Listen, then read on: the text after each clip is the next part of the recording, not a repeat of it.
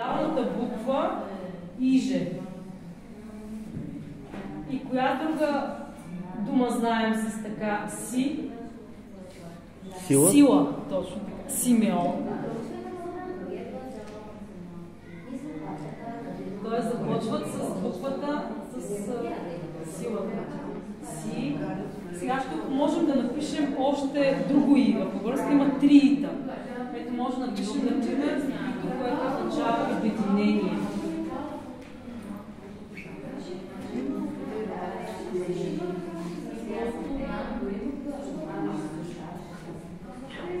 И твърдо, буквата на материализацията, защото те са твърди сили, така.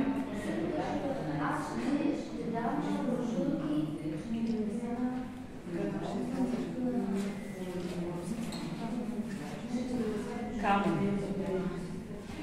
Това е ключ.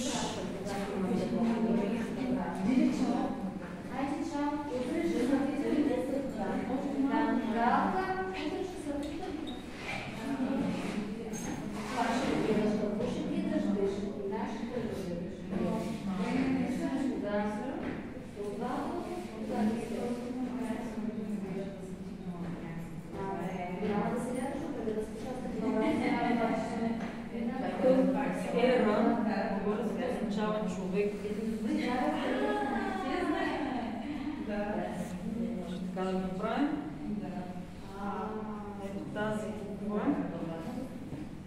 означава наш. Ето тук ще напишем с вали, което означава най-малката частица. И най-малката частица. Сините камъни.